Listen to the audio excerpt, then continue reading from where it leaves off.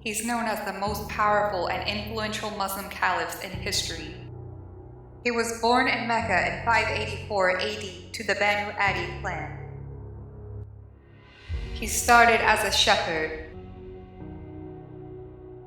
He was 13 years younger than the Prophet ﷺ.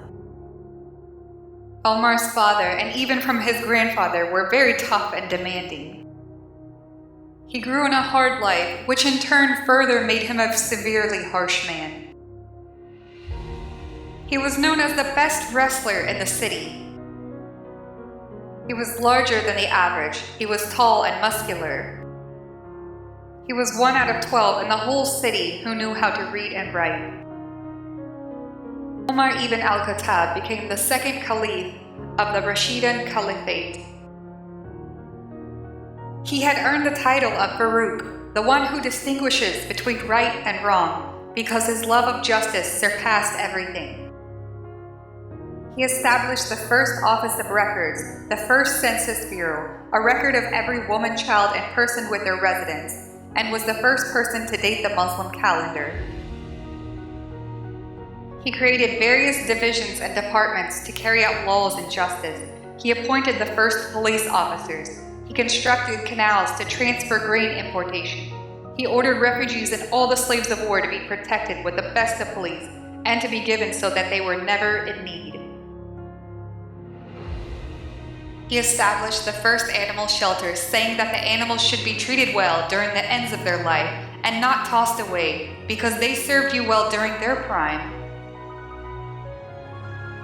He established taxes with fair prices and encouraged trade. He was skilled as a horseman and a fighter. He demanded justice and he was quick to discipline the unjust. Economic wealth poured in as Omar reigned. He created a social welfare system that was fair in wealth distribution. He encouraged people to work, to learn, to invest, and not to waste away themselves. Once there was a lady, Al-Khansa, with 4 sons, all of whom were martyred in the Battle of Al-Qadisiyah. Omar ordered that she be paid her 4 sons' full salaries for as long as she remained alive. He paid the people of his government high salaries and gifts. He gave everyone what was due to them.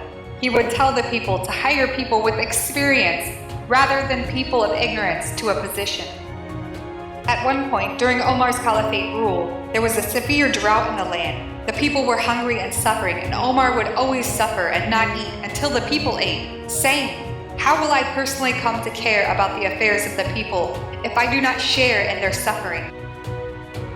Sometimes his stomach would growl so much to the point he would look down at his stomach and say, "Growl as much as you want, for by Allah you will not eat until the people also eat." One particular Friday, Omar didn't show up to the usual Friday prayer and the people lay waiting until finally he appeared apologizing and saying, "I was prevented from coming out because this garment I was wearing was being washed and I own no other outfit." On one interesting occasion, Omar Ibn Al Khattab went in front of the crowd of people to give the khutbah, the sermon, and the people felt in his speech he was essentially downplaying himself or de-emphasizing his status. He talked about the hard days where he would shepherd camels and such for 1 or 2 days at a time, and then coming back to only get a handful of barley or dried dates. Abdul bin Auf asked Omar, "O leader of the believers, why would you give such a speech to put yourself down?"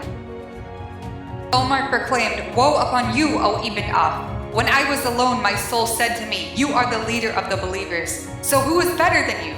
So I wanted to inform my soul of its true reality and of its proper place. Most beloved of people to me is he that points out my flaws.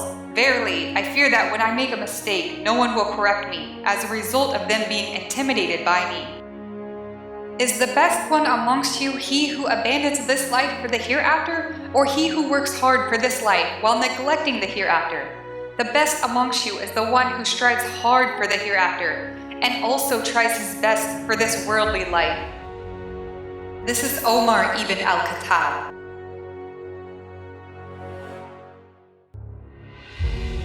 In a world full of followers, be a leader. Your personality should demonstrate the respect of Islam. Do not show yourselves as weak and humiliated people. Abdullah ibn Isa ibn Abi Layla related, there were 2 dark lines down Omar's cheeks from the persistent shedding of tears.